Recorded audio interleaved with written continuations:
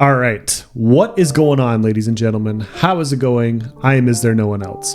And today we are going to look through a part of one of Nefas's videos that he posted on his channel, talking about his conversation with the developers. Now, I did a full react, or I tried to, a few days ago on stream, and here's the blunt, honest truth about it. It was 40 minutes long. I went on a few rants, and all of a sudden I had 2 hours worth of conversation. And instead of doing all that, I thought it'd be better to break up the more interesting parts and just talk about the parts that I thought were interesting, or parts that I slightly disagreed with or disagreed with in general. As a whole, I think that the video was good to hear. I think that Nefas did a great job of representing the community because he relayed information. It wasn't just his point of view. He was relaying information from the community and his community. And I found myself agreeing with a lot of it because I get the same pain points from people in my community. And so I thought he did a really good job relaying that information, getting that information out there, and I wanted to help amplify the message. I agreed with the vast majority of what he said. There was a few smaller tidbits that I disagreed with, and that's what this video is going to be, is just bringing up the more interesting ones that I have a differing perspective on. So yeah, overall, you should check it out. I'll provide a link in the description. I'll provide a link in the comment section, and yeah, let's dive into it. I'm going to talk about the next stuff that we were asked about or talked about, and it's in regards to communication. This is a bit of a weird area for me because I hate it when players keep clamoring. Like, personally, I don't like when players keep clamoring, oh, we want more communication, we want more communication. And it's like, bro, what exactly do you want them to communicate? How do you want them to communicate? My perspective on communication is pretty simple. If you say you're going to do something, you should do it. So hypothetically, as an example, if you are going to do a re-architecture of the servers and you say you're going to provide periodic updates in 2022, and you say that the re-architecture process will take up the majority of 2022, meaning for most people it's going to be finished in Q3 or Q4 of 2022, you get big changes. When all of a sudden the project is going to take 6-7 months longer, you should be providing that same information. And they've done it before. Nefas even says it in this video, where when they got a delay on their hardware, they came out and they made an official post like, hey, due to COVID, this is happening. You could do the exact same thing with this and say, hey, we have 27 million lines of code. It's going to take a little bit longer. Now that we're into it, we realize it's going to take longer than it is. We saw it, we apologize for the delay, but this is just how long it's taking. Like, we thought it'd be a little bit faster, but we want to make sure we get it right. That's way better than people digging and asking and constantly tagging and constantly pinging moderators on the forums and waiting for this feedback. It's not doing more.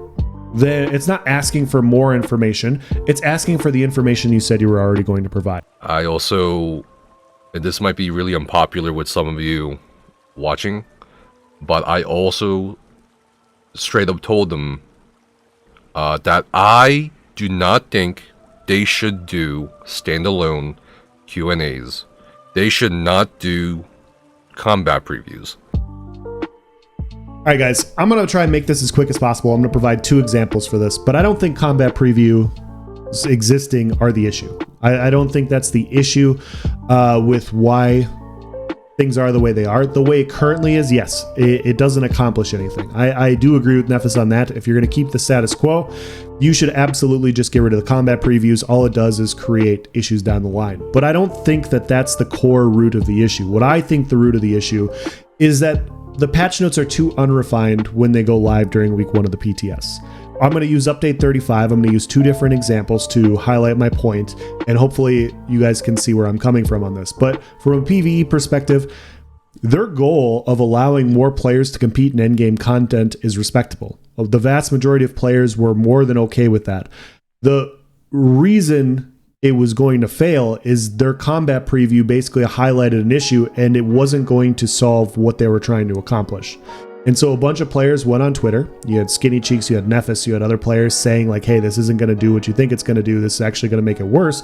And they were, their comments and opinions were received with toxicity and vitriol. And that went on for 3 days until the patch notes went live on Monday. And it came out that the players were right. This did not accomplish what they wanted to accomplish. And then we had the rest of the patch of the development team scrambling to try and make something decent, and overall just pissing off the player base because nobody wanted any iteration of the Update 35 preview because it was just awful. And so that was from a PvE perspective. From a PvP perspective, you look at the sets and you see Mara's Balm and Nocturnal's Ploy, and the vast majority of players knew that those were game-breaking sets the minute they were posted during week 1 of the PTS. Like, all I had to do was go on the PTS day 1 and I was like, yep, this is as bad as I thought it was. That's how bad those were. And so when you start from that much of an unrefined perspective from these patch notes, and then you have to tweak it and then tweak these things again, you run out of time. And that's why players end up not liking patch cycles, because it more often than not, it ends up making the game worse. My perspective on how to fix this is you need to revive the class rep program. The class rep program absolutely needs to come back in some way, shape, or form, whether you don't make it official or whatever. You need to have PvE and PvP players alike whose opinions you respect and value. And you need to be able to run your core PTS week 1 ideas off of 5 to 10 players in each of these avenues and say, hey, this is what we're thinking about rolling out with. And they would be able to look at it through a different lens.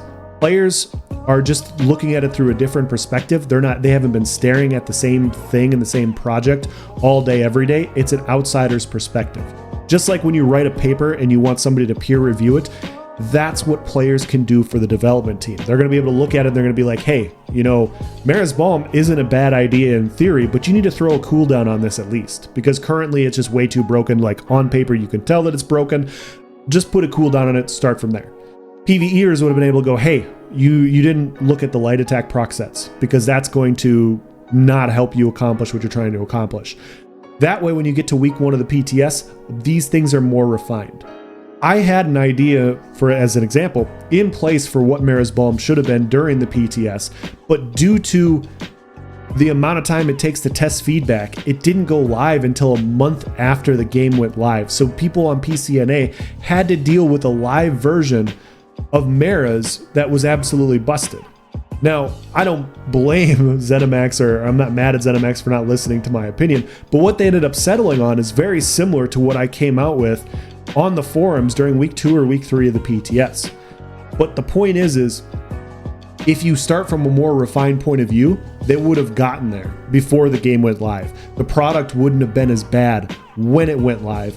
It wouldn't have been something to complain about. It would have been, okay, cool, we got new sets. We got a new survival set. Not, hey, this breaks the game and now people are unkillable. There's a big difference there. I think standalone Q&As, like what they promised for Update 35, is just a way for players to be more angry. I think it's a conduit of... I think some players do want to get pissed. Obviously, a lot more players want answers, but I don't think you'll get... That's the point. I don't think you'll get answers or satisfying answers from a simple Q&A.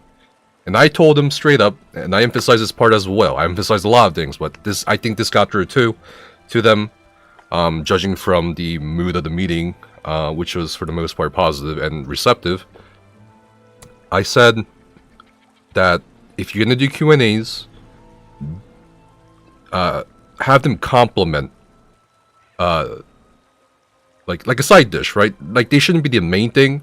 They should come after the main dish, right? So, for example, I feel like them just saying, here's our roadmap, or here's our vision, or here's our direction, and what we're gonna do, like a one-way statement, followed by a Q&A, is far better than them just saying, hey, here's a Q&A, where you will not be satisfied, and we certainly won't be satisfied, but here we go. All right, so this is 2 points of view, and I wanted to have the full recording of what Nefas said because I don't want to attempt to take things out of context here. I disagree that the Update 35 Q&A needs to happen. Okay, let's be clear. I'll go into that in a minute. I want to be clear that this is where I disagree, and this is what I'm mostly going to talk about. But at the same time, I do agree with Nefas that if you're going to, in the future, if you're going to make game-changing, complete 180s to what combat design and all these sorts of things, telling the community what you're going to do and then having a Q&A is a way better process. I 100% agree with that aspect, and I think that that's way better, and I completely agree in that regard, so I don't want to confuse the two of these things. But the Update 35 Q&A needs to happen. It still needs to happen, and there's a few reasons for this. Number one, you said you were going to do it. If you say you're going to do something, you do it. But the number two thing is, Nefas mentions it in this video, that Zenimax reach out to them. They know that they have issues with retention. They know they have issues with retention with the veteran player base and with new players. This would go a long ways towards retention. Now, the thing is a lot of updates, new players don't see. They don't see the updates. They don't read the forums as much because they're a lot more casual in this regard and they play the game. The veteran players are the players that read the patch notes, that they read the forums and they check these things. These are the players that are in tune with what the developers are and what they aren't saying. And so after a while, when you see this lack of communication in this regard, it becomes problematic for veteran players because you feel like your voice is not heard. I think it's awesome that Nefas and the stream team got heard out, that they were able to voice their concerns, and I'm guessing from their perspective, and stream teamers can comment on this if they want, I'm guessing it took a nice load off of their shoulders that they were actually able to communicate their issues to the development team. I think a lot of veteran players would also feel the same way about a Q&A. Update 35's issue was that you didn't listen to the player base.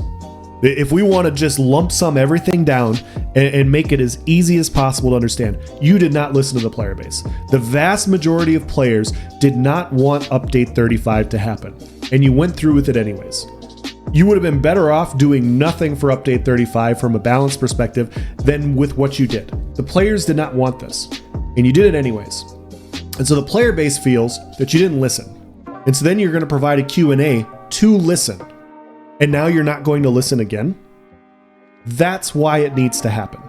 If you say like, hey, we realize that this is really bad and we're, in the future, we're going to have stuff in place where we're not going to roll stuff out like this again. That stuff is important. That sort of relay of information is extremely valuable to the player base because that's what we want to hear. Why do veteran players pay for ESO Plus? Let's break this down. Well, first of all, you get access to a craft bag. You want the craft bag because you see yourself playing the game for a very long time, right? You can see yourself playing a lot longer if you feel like the development team is listening to what you're saying and they're not going to introduce just absolutely game-breaking patches that you're not going to like. You broke a lot of goodwill in Update 35 and Update 36 with what has been rolled out. And so you do not have to expose yourself to vitriol and negativity and toxicity from a player base that is that upset, but you still need to respond to the players that are holding on, that want to hear the perspective of what's going on, and if you don't have those answers, then they need to hear reassurances that it's not going to happen again. But I completely disagree with Nefas on the regards of Update 35 because the whole point of 35 was that they weren't listening. That's going to be the end of this part of the video. Like I said, Nefas did a really good job here. We're going to stop here. If you have any questions or comments, please provide in the section below. As always, guys, thank you for watching. Have a nice day.